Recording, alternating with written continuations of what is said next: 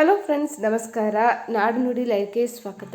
ಸ್ನೇಹಿತರೆ, phone pay ಮತ್ತು Google pay ಗ್ರಾಹಕರ ಗಮನಕ್ಕೆ ಇದೀಗ ಮಹತ್ವದ ಸುದ್ದಿಯೊಂದು ಇದೆ. ಇದೀಗ ಹೊಸ 1 ಗಂಟೆಯ ಲಾಕಿಂಗ್ UPI ರೂಲ್ಸ್ ಬಂದಿದೆ. ಹಾಗಾದರೆ ಏನು ಈ ರೂಲ್ಸ್? ವಿಡಿಯೋವನ್ನು ಕಂಪ್ಲೀಟ್ ಆಗಿ ವಾಚ್ ಮಾಡಿ.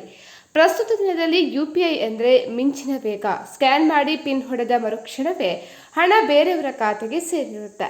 ಆದರೆ ಈ ವೇಗವನ್ನೇ ಬಂಡವಾಳ ಮಾಡಿಕೊಂಡಿರುವಂತಹ ಸೈಬರ್ ಕಳ್ಳರು ಜನರನ್ನ ಬೆದರಿಸಿ ಅಥವಾ ಡೀಪ್ ಫೇಕ್ ತಂತ್ರಜ್ಞಾನ ಬಳಸಿ ಹಣವನ್ನು ದೋಚ್ತಾ ಇದ್ದಾರೆ. 2025ರ ಒಂದೇ ವರ್ಷದಲ್ಲಿ ಸೈಬರ್ ವಂಚಕರು ಬರೋಬ್ಬರಿ 22,931 ಕೋಟಿ ರೂಪಾಯಿಗಳನ್ನು ಭಾರತೀಯರಿಂದ ಲೂಟಿ ಮಾಡಿದ್ದಾರೆ. ಇದಕ್ಕೆ ಬ್ರೇಕ್ ಹಾಕಲು RBI ಒಂದು ಡಿಸ್ಕಷನ್ಸ್ ಪೇಪರ್ ಬಿಡುಗಡೆ ಮಾಡಿದೆ. ಈ ಹೊಸ ನಿಯಮದ ಪ್ರಕಾರ ನೀವು ನಿಮ್ಮ ಕಾಂಟ್ಯಾಕ್ಟ್ ಲಿಸ್ಟ್ನಲ್ಲಿ ಇಲ್ಲದ ಮೊದಲ ಬಾರಿಗೆ ಹಣ ಕಳಿಸ್ತಾ ಇರುವಂತಹ ಹೊಸ ವ್ಯಕ್ತಿಗೆ 10,000 ರೂಪಾಯಿಗಿಂತ ಹೆಚ್ಚಿನ ಹಣವನ್ನು ವರ್ಗಾವಣೆ ಮಾಡಿದರೆ ಆ ಹಣ ತಕ್ಷಣವೇ ಅವರಿಗೆ ಹೋಗಿ ತಲುಪೋದಿಲ್ಲ. ಹಣ ಏನಾಗುತ್ತದೆ? ಕ್ಯಾನ್ಸಲ್ ಮಾಡೋದು ಹೇಗೆ? ಹಾಗಾದರೆ ನೀವು ಹಣ ಕಳಿಸಿದ ತಕ್ಷಣ ನಿಮ್ಮ ಅಕೌಂಟ್ನಿಂದ ಹಣ ಕಟ್ ಆಗುತ್ತೆ. ಆದರೆ ಈ ಹಣ ರಿಸೀವರ್ನ ಅಕೌಂಟ್ಗೆ ಹೋಗಿ ಬೀಳೋದಿಲ್ಲ.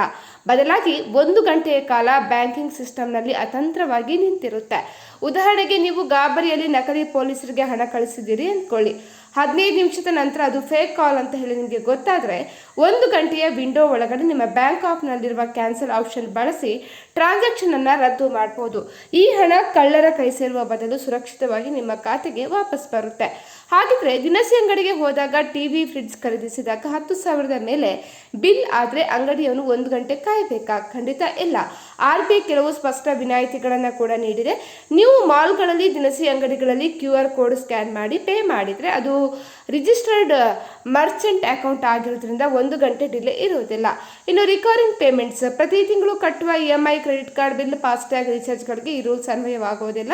ನಿಮ್ಮ ಮನೆ ಮಾಲೀಕರು, ಆಸ್ಪತ್ರೆ ಅಥವಾ ಕುಟುಂಬದ ಸದಸ್ಯರ ಅಕೌಂಟ್ಗಳನ್ನು ನೀವು ಮುಂಚಿತವಾಗಿ ಟ್ರಸ್ಟೆಡ್ ಪೇ ಅಂತ ಹೇಳಿ ಸೇರಿಸಿಕೊಂಡ್ರೆ ಅವರಿಗೆ ಎಷ್ಟು ಹಣ ಕಳಿಸಿದ್ರು ಡಿಲೇ ಆಗೋದಿಲ್ಲ.